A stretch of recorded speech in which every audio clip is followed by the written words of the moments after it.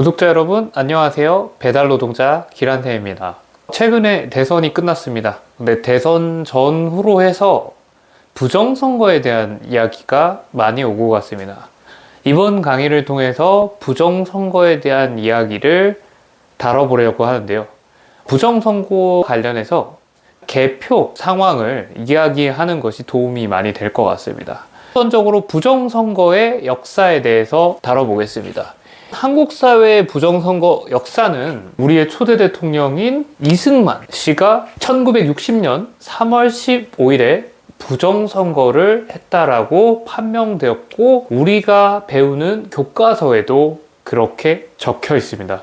한국 사회의 정치선거와 관련된 선거들 중에서 부정선거로 유일하게 판명된 것이 3.15 부정선거입니다.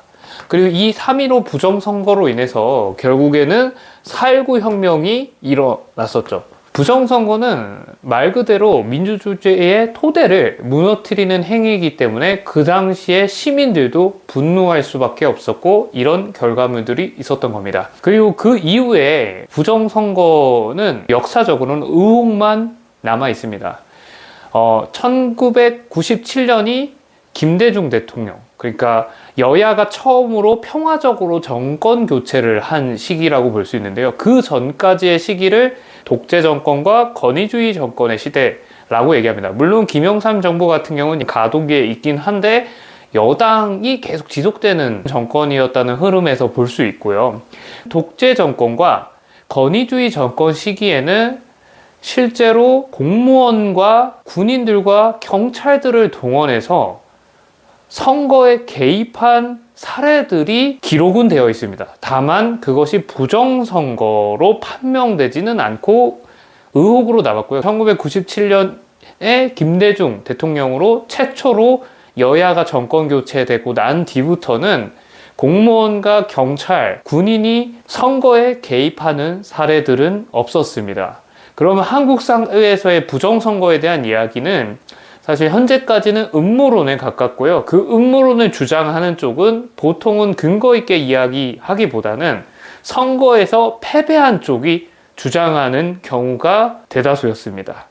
그러면 부정선거와 관련돼서 우리가 가장 알아야 될 거는 부정선거가 가능한가를 알아봐야 되는데, 개표 상황이 어떻게 이루어졌는지를 이야기하면은 부정선거가 가능한지 불가능한지를 판단할 수 있을 것 같습니다. 자, 이번 선거 같은 경우는 20시에 끝났죠. 보궐선거이기 때문에 20시에 끝났습니다. 20시에 끝나고 난 뒤에 개표를 하기 위해서 그 개표함들이 개표 장소로 갑니다. 그리고 그 개표 장소에는 기자들이 와 있습니다. 취재보도석에. 그리고 또 특정 정당의 추천인 혹은 선관위에 통해서 참관인을 신청한 사람들이 있습니다. 그래서 기자들과 개표 참관인과 같은 불특정 다수의 사람들이 그 개표 장소에 오게 됩니다. 그리고 또 추가적으로 개표 사무원들이 일을 하게 되는데요. 개표 사무원들은 개표를 하는 사람들이라고 볼 수 있는데, 그런 생각을 할 수 있습니다. 이 개표 사무원들을 조직적으로 조작을 만들게 한다면 부정선거가 가능하지 않냐? 라고 생각할 수 있습니다. 취재보도서 그리고 개표 참관인과 같은 불특정 다수의 사람들이 있는 상황이고, 이 개표 사무원들이 조직적으로 하기에도 눈이 너무 많습니다. 그리고 추가적으로 개표 사무원들은 서로 모르는 사람들끼리 사무원으로서 만납니다. 그래서 이 개표를 조작한다는 것이 현실적으로 어렵습니다. 그러면은 그 개표 당일에 개표 장소에서 개표는 어떻게 이루어지냐면요. 우선적으로 우편 투표 전담부 그리고 계함부라는 곳에서 시작을 합니다. 여기서 그 개표함을 열고서 그 표를 셉니다. 근데 여기서 표를 세는 것은 이 투표 용지를 세는 거라고 볼 수가 있습니다. 그 투표 용지를 세면은 어디로 가냐면요. 투표지 분류기 운영부로 갑니다. 여기서 센 표들이 투표지 분류기 운영부로 가고요. 여기서 처음으로 어느 후보에게 표가 갔는지를 투표지 분류기가 분류를 해줍니다. 그 투표지 분류기에는 운영을 하는 사람 한 명이 있고, 그리고 이 표들이 이 기계를 따라 갑니다. 가고 나서 적재함에 쌓이는데요. 그 쌓인 거를 세서 이렇게 감싸는 사람들이 있습니다. 그리고 최종적으로 정리를 해서 책임 사무원한테 가는데요. 이 책임 사무원부터 시작해서 적재함에서 이 표를 이렇게 쌓아놓는 사람들, 그리고 운영하는 사람들, 서로 모르는 사람들입니다. 그리고 이 분류기 자체에 대한 의구심도 있을 수 있습니다. 왜냐하면 이 분류기는 컴퓨터를 통해서 하는 거기 때문에 해킹이 가능하다고 생각을 할 수 있는데요. 투표지 분류기를 운영하기 전에 네트워크가 연결되어 있는지를 확인합니다. 연결이 안 되어 있어야지만 분류기를 가동할 수 있습니다.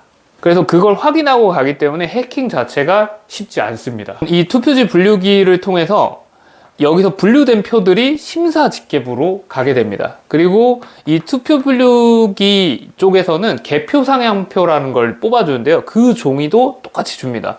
그럼 심사집계부에서 그걸 보고서 확인합니다. 계속. 앞에서 A 후보에게 예를 들어 150표가 갔고 B 후보에게 130표가 갔는데 그 표수가 맞는지 이 사람들이 확인하기 시작합니다. 그리고 확인한 다음에 개표 상황표는 이 전체적인 표라고 생각을 하시면 되는데요. 그 표랑도 맞는지를 또 세봅니다. 그리고 나서 개표 상황표 확인석으로 갑니다. 이 사람들 표 세준 거랑 그리고 개표 상황표를 줘서 맞는지를 다 확인하는 거죠. 그리고 나서 위원 검열식으로 갑니다. 이거 또 한 번 더 확인을 한 겁니다. 그리고 또 마지막으로는 위원장이 검사를 합니다. 그리고 위원장이 도장을 찍는 거라고 볼 수 있죠. 수많은 개표 참관인들이 있기 때문에 그 많은 눈 속에서 부정선거를 만드는 것은 현실적으로 어렵습니다. 그리고 이 과정 속에서 조금 더 설명을 드리면 선거인수, 투표용지 교부수라는 단어들이 있습니다. 이 선거인수는 뭐냐면 선거할 수 있는 사람을 뜻하는 겁니다. 투표용지는 투표용지가 이렇게 교부된 수를 얘기하는 거예요. 근데 이 선거인수와 투표용지 교부수는 사전에 고지가 되고요. 여기서 끊임없이 숫자가 맞는지를 대조합니다. 사전투표랑 본투표는 조금 차이가 있는데요. 사전투표 같은 경우는 선거인수와 투표용지 교부수가 일치합니다. 이거는 왜 그러냐면요. 사전투표 해보신 분은 아시는데요. 신분증을 줬을 때 종이가 인쇄되는 구조이기 때문에 참여하러 온 사람 수만큼만 투표용지가 교부되는 구조입니다. 그래서 사전투표는 선거인수와 투표용지 교부수가 일치하는 구조고요. 개표 상황을 봤을 때 부정선거는 현실적으로 어렵다는 걸 알 수 있습니다. 물론 감시와 검증은 필요합니다. 하지만 한국의 선거가 개표가 어떻게 이루어지는지를 보면서 그걸 바탕으로 감시와 검증을 해야 된다고 생각합니다. 구독자 여러분들은 어떤 사회를 원하시나요? 저는 가짜뉴스와 음모론이 민주주의를 무너뜨린다고 생각합니다. 민주적인 사회는 근거 있는 검증과 감시가 이루어졌을 때 가능하다고 생각합니다. 이상으로 강의를 마치겠습니다.